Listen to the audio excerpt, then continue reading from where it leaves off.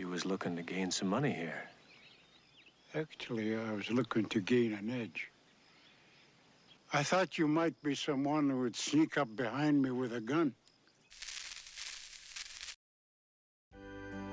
Interesting facts about famous people.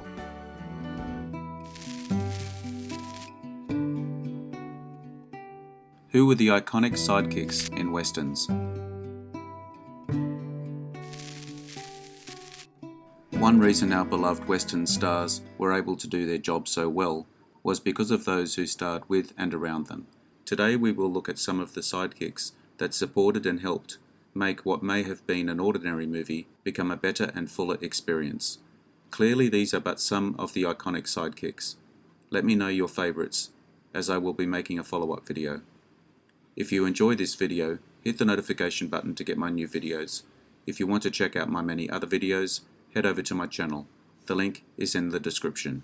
Please take a moment to like and subscribe to the channel as well. I appreciate it. Let's get into it in no particular order.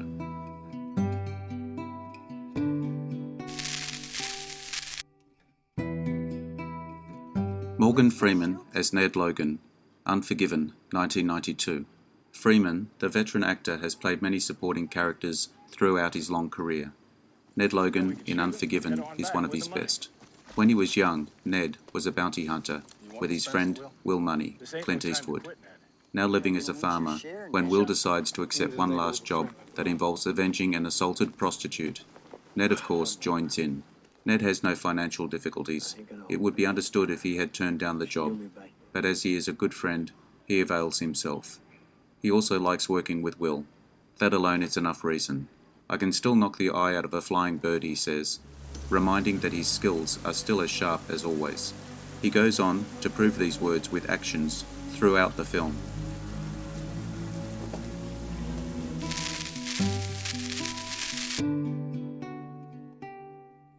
Kevin Cosner as Charlie Waite in Open Range, 2003. A western film directed and co-produced by Kevin Costner, based on the novel The Open Range Men by Laura Payne, starring Robert Duvall and Costner, with Annette Bening, Michael Gambon, and Michael Jetta in supporting roles. The film was a box office success and was critically praised.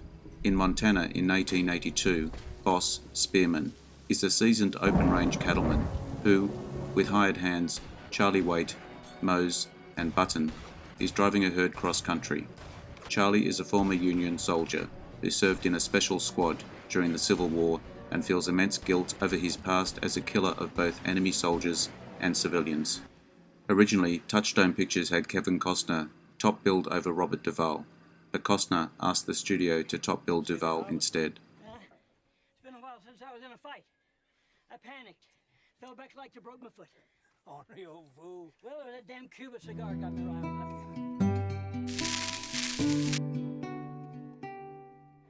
Tommy Lee Jones as Woodrow F. Call in Lonesome Dove, 1989. An epic story about two former Texas Rangers who undertake to move cattle from the south to Montana. Augustus McRae and Woodrow Call run into many problems on the way. The journey doesn't end without numerous problems and casualties. You could get technical here and call Tommy Lee Jones' role as a co-star rather than a sidekick. I don't want to diminish the role, but I do see the way it could be seen this way. The way the two characters support, collaborate, and complement each other, even in their stoic tough guy way, is beautiful to see. The level of commitment and friendship clearly runs deep and true to Western tradition.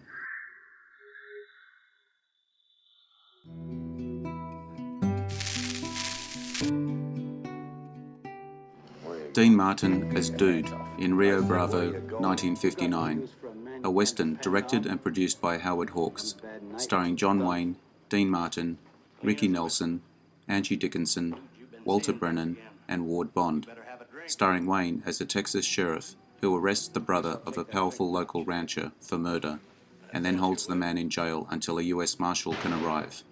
Helped by a lame old man, a drunk, Dean Martin, and a young gunfighter, they hold off the rancher's gang.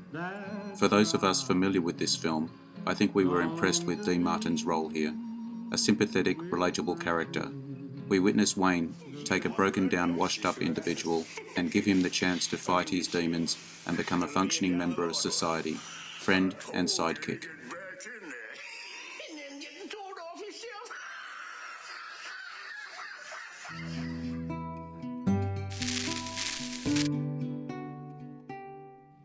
Robert Mitchum as Sheriff J.P. Hurrah in El Dorado, 1966.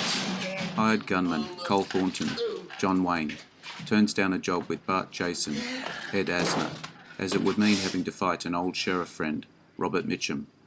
Some months later, he finds out the lawman is on the bottle, and a top gunfighter, Christopher George, is heading his way to help Jason, along with young Mississippi, James Caan, handy with a knife and now armed with a diabolical shotgun. Cole returns to help. Having just mentioned Rio Bravo, I'm sure many immediately go to El Dorado, and the obvious comparisons, not lost on me. That's why I include El Dorado here. Early in the making of the film, Peckinpah saw this problem. There was a conscious decision to make Mitchum's character more comedic, to create more of a break from Dean's more serious take. The bathtub scene was largely Robert Mitchum's invention.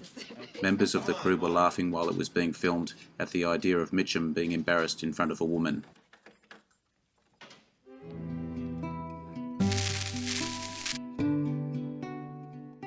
Gene Wilder as Jim in Blazing Saddles, 1974. On the subject of comedic westerns, a satirical postmodernist black comedy western directed by Mel Brooks, starring Cleveland Little and Gene Wilder. The film received generally positive reviews from critics and audiences, was nominated for 3 Academy Awards, and is ranked number 6 on the American Film Institute's 100 Years, 100 Laughs list. Firstly, I think you would agree, there's no way a movie like this could be made today. It's so wrong, it's right. Every character was amazing. It's obvious how much they enjoyed making this film. Wilder's character, to Little's, was perfect. At the height of his career, he was very generous and open to find the best performance, not just for him, but Little as well.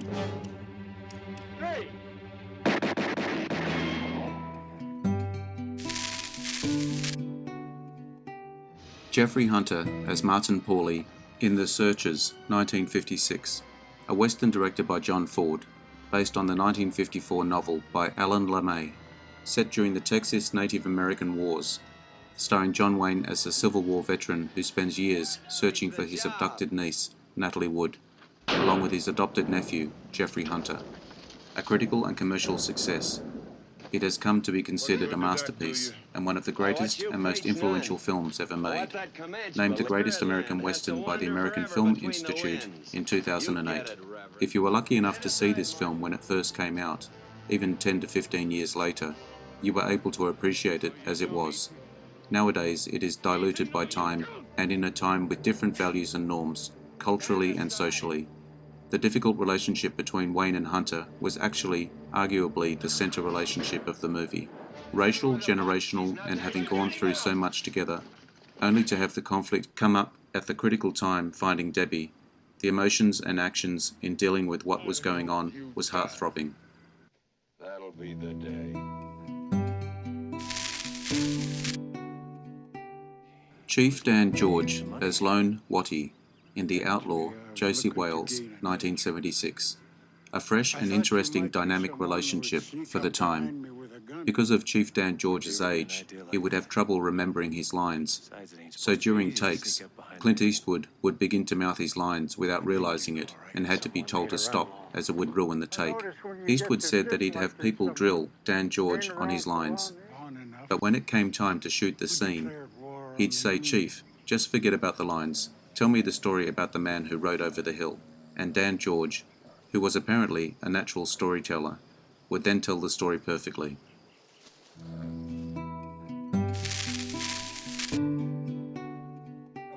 Lee Marvin as Kid Shalene in Cat Ballou, 1965. Who would have seen this character coming? At his acceptance of the Oscar, Lee Marvin opened by saying, "Half of this probably belongs to a horse out in the valley somewhere." Lee Marvin earned just $30,000 for his work here. Following his Oscar win, he earned up to $1 million for Paint Your Wagon, 1969, and Monty Walsh, 1970. Lee Marvin's drunken antics kept most of the cast and crew laughing. It didn't make a fan out of Jane Fonda, who had the job of playing her character straight, while the others got to ham it up, and took her role very seriously. Too seriously for Marvin, who, according to Dwayne Hickman, was always trying to joke with her and make her lighten up.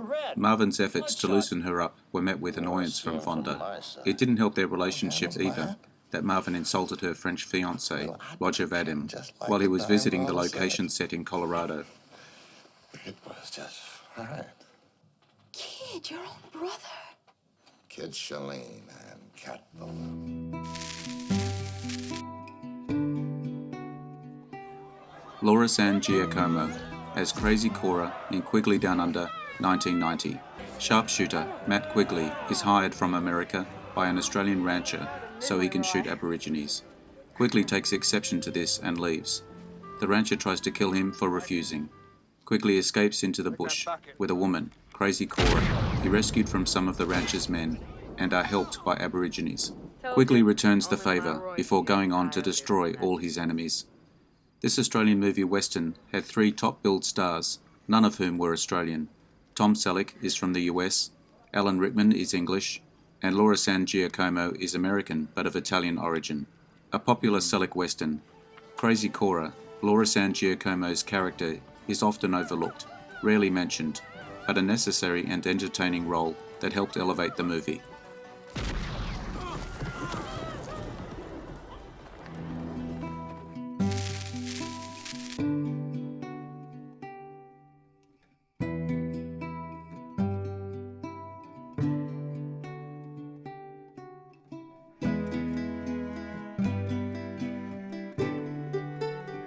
I hope you enjoyed the video.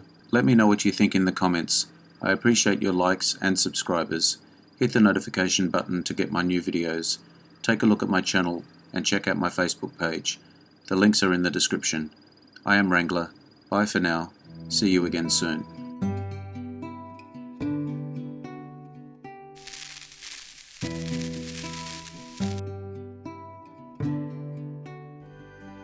Interesting facts about famous people.